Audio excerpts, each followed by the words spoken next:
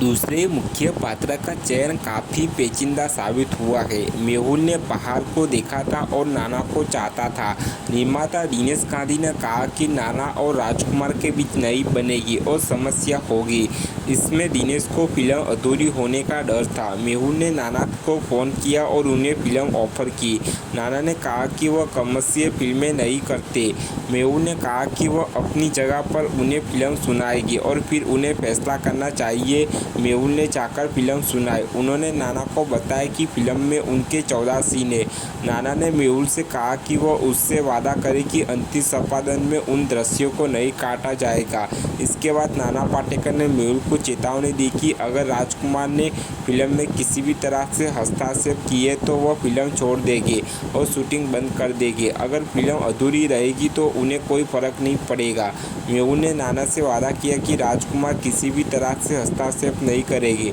मेहुल ने फिर राजकुमार को फ़ोन किया और बताया कि नाना पाटेकर दूसरी भूमिका के लिए सहमत हो गए हैं। राजकुमार परेशान थे। उन्होंने मेहुल से कहा कि उन्होंने सुना है कि नाना पाटेकर गुस्से में थे और सेट पर गालियां देते थे और चिल्लाते थे।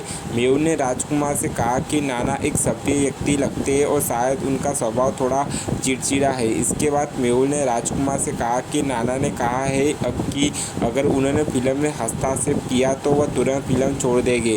राजकुमार ने वादा किया कि उनकी ओर से कोई समस्या नहीं होगी। इसके बाद शूटिंग सुचारू रूप से चालू हुई। नाना पाटेकर इस फिल्म में डांस करने को लेकर काफ़ी घबराए हुए थे क्योंकि उन्होंने पहले कभी डांस नहीं किया था।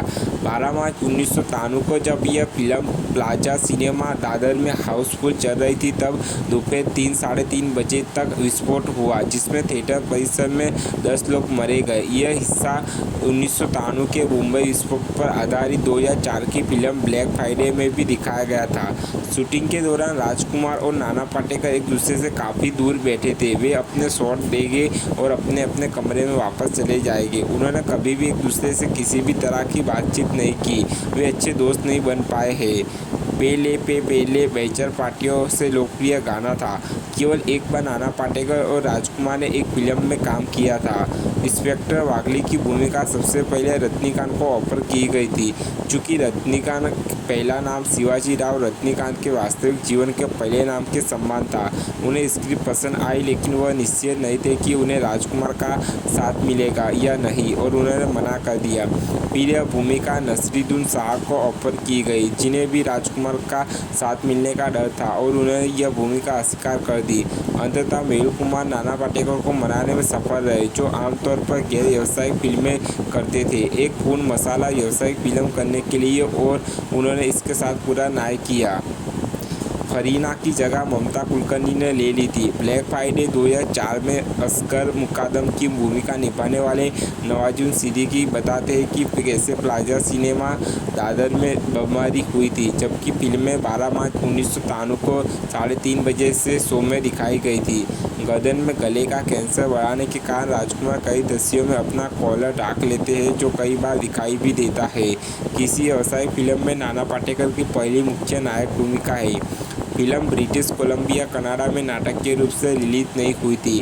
मरते दम तक और जंगबाज के बाद तिरंगा फिल्म निर्माता मेहुल कुमार के साथ राजकुमार की तीसरी और आखिरी फिल्म है और तिरंगा नाना पाटेकर के साथ फिल्म निर्माता मेहुल कुमार की पहली फिल्म है और बाद में उन्होंने कांतिवीर और कोराम को एक साथ बनाया। कुल मिलाकर उन्होंने 3 फिल्में दी है। फिल्म का संगीत खिलाड़ी 1992 के स्वर्ण जयंती समारोह में बाजीगर 1993 के साथ लॉन्च किया गया था। चलिए बात कर लेते हैं फिल्म की स्टोरी के बारे में। फिल्म पायनसा गोस्वामी द्वारा परमाणु वैज्ञानिक के अपहरण से शुरू होती है क्योंकि वह भारत पर आक्रमण के लिए परमाणु मिसाइल बनाने की योजना बना रहा है। इस बीच पुलिस उप महानिरीक्षक रुद्रप्रताप चौहान एक ईमानदार पुलिस अधिकारी की पलायना गोस्वामी द्वारा हत्या कर दी जाती है क्योंकि वह उसकी हिट लिस्ट में था।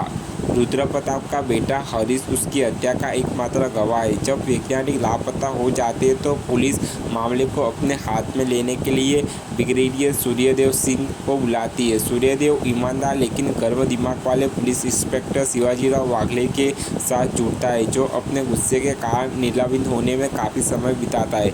जब केंद्रीय मंत्री जीवनलाल टंडेला जो प्राणाराय नाथ गोस्वामी के सहयोगी है सूर्यदेव सिंह के बारे में जानकारी देने के लिए उनके साथ बैठक करते हैं तो प्राणाला केंडास्वामी सवाल करते हैं कि उनकी महिमा के बारे में जानकारी क्यों है और उनके चेहरे की एक भी तस्वीरें क्यों नहीं है। उसी समय सूर्यदेव सिंह सभागार में प्रवेश करते हैं और बताते हैं कि वह वही है जिनका चेहरा देखने के लिए प्राणाला केंडास्वामी इतने उत्सुक थे।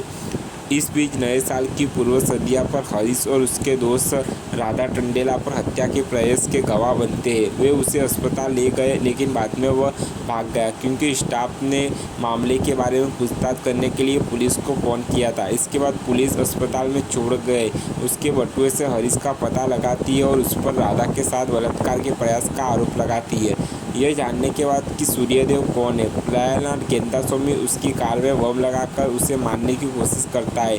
लेकिन सूर्यदेव की कार एक उच्च तकनीकी वाहन है और इसलिए वह अपने ड्राइवर अंगरक्षक बहादुर के साथ कार में नीचे के दरवाजे से भाग जाता है।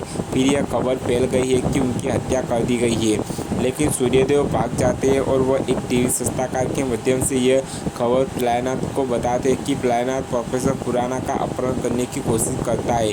लेकिन सूर्यदेव और वागले उसके प्रयास को विफल कर देते हैं। तब प्राणाला हरीश और उसके दोस्तों को मारने की कोशिश करता है लेकिन रक्षाबंधन की पूर्व संध्या पर उसके एक दोस्त ने उसे बचाने के लिए अपनी जान दे दी थी। प्राणाला फिर से प्रोफेसर खुराना का अपहरण करने की कोशिश करता है लेकिन ऐसा करने में विफल रहता है और इसके बजाय अपनी मिसाइलों को काम करने के लिए फ्यूज कंडक्टर लेता है। वागले और सूर्यदेव अपने ट्रांसमीटर के माध्यम से उसका पता लगाते हैं। सूर्यदेव के फ्यूज कंडक्टर को निकालकर प्राणाला की मिसाइलों को विफल कर दिया और उसे मार गिराया। वागले ने प्राणाला के बेटे को ख़त्म कर दिया। फिल्म 15 अगस्त के कार्यक्रम के सफलतापूर्वक समापन के साथ समाप्त होती है।